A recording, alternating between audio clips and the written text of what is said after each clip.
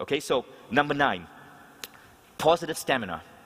Branson said this yesterday. One of you asked him a question. He says, no point looking backwards, not for a fleeting moment. I can't remember the bad moments in my life, I only remember the good. Positive stamina is basically that mindset where when things go wrong, you're able to look past the wrong, create a bold new vision of the future, and then stay focused on that vision. So every now and then in my company, shit does happen. Software breaks down, servers crash. Recently, we spend about $1 million a year on Google advertising. Recently, we had massive issues with our Google advertising account, and we started losing $40,000 a month. Massive problem. Now, when these kind of things happen, we have an approach for dealing with it, and that approach is called positive stamina. So when an employee is down, when a massive mess-up has occurred, rather than have them focus on the mess-up, we have them create a vision board or a list, but a brand new vision of where they want their project to be. And we now have them focus on that vision. So we flip their mind from focusing on the problem to focusing on the vision.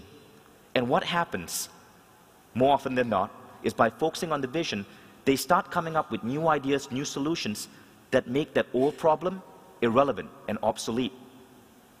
And positive stamina is so important in business that I want you to read that quote. Learn to manage your mind. Do not let a situation lure you into thinking negatively. Sometimes you'll fail, but you'll learn for the next time. Every time a negative thought comes at you, zap it. Replace it with positive thoughts. That takes energy, but the result will be stamina, positive stamina, a necessary ingredient for success. Now, I got the word positive stamina from that quote. Can anyone guess who said that? Dalai Lama? Nope. Anyone else? Lauryn Hill, the singer? Napoleon? Nope. Anyone else? Nope, not me. It was actually said by this guy, Trump. Can you believe that? He tries to act big and tough, but deep down inside, he's a softie. It's from Donald Trump. Donald Trump believes in it. Richard Branson believes in it. You might want to try believing in it too. There's amazing truth in that idea. Next, the final thing that we do, experiences and connections. Eben said this 2 days ago. The 5 closest people you hang out with will average out to who you become. Now, in my business, I used to do everything. I do the HR, I do the hiring, I would come up with a business strategy, but after a while, I could not do all these things. And I had to groom people. I had to create a director of HR, a director of marketing, a person who's an expert at new strategy. Now, the way I do that is by working with their self-image. What I do is, I have people in my company exposed to brilliant minds. I expand their circle. So the 5 people that they typically work with or that they are in contact with, I expand this. And by doing so, we allow them to grow dramatically well. So some of the things we do, when there are speaker gatherings in our city, we basically host a party, invite all these amazing minds together, and we have them mingle with our employees. We send our employees to some of the most important, biggest conferences around the world. That's Alex. She's one of my top marketing people, and we invest a ton of money to send her all the way from Malaysia to San Diego to hang out with Frank Kern and Jeff Walker, who are 2 of the best minds in marketing. And she actually became friends with them.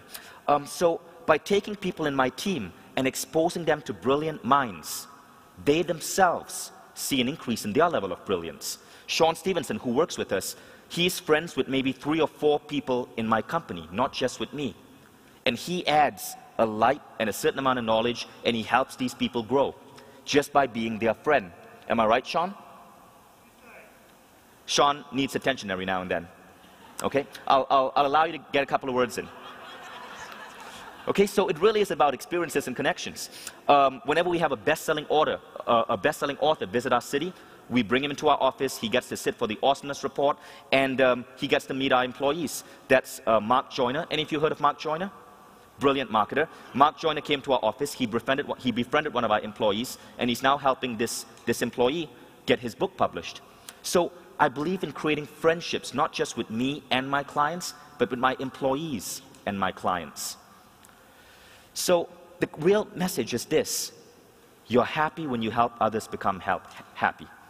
That's what the Dalai Lama said. And by building a business where you focus on keeping your employees happy, you make yourself happy, but more important than that, by raising their emotions, their feelings of joy in the present, yet giving them a vision of the future, you put your employees in a state of flow. And that's why I have some 50 employees, and they are just amazing with the work they do. I know that when I leave my office for weeks, stuff gets done. And the average age in my office is 24.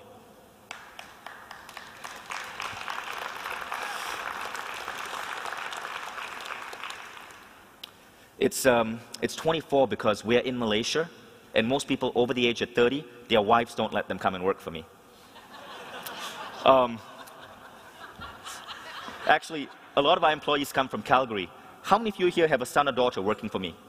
Or a brother or a sister? Raise your hand. Okay, 1, 2, 3, quite a number of you. It's really funny, but we hired one girl from a little town just outside Calgary. She loved Mind Valley so much, she started writing to her friends, putting up notes about us on Facebook and on Twitter. And in 1 year, we ended up getting 6 additional people from Calgary. So Alberta is actually the region of the world where I have the most number of employees from. But all of them are in Malaysia. So this is one thing I want to share though. It's really important to keep your employees happy, but here's the thing. The human heart is the most selfish organ in your body, because all the good blood that flows through it, the richest, most oxygenated blood, the heart takes for itself. It takes all the good blood, the best oxygenated blood, and then it lets the rest flow to the rest of your organs. Selfish, I know. But if the heart did not do that, the heart would die. And if the heart died, it takes out all the other organs with it. So the heart has to be selfish for all the other organs to live. And the key idea here is, you've got to be selfish. You've got to make sure your own happiness comes first. And only then you can apply all these things to make your business, your employees, your co-workers happy. You got to start with yourself. Do you guys agree?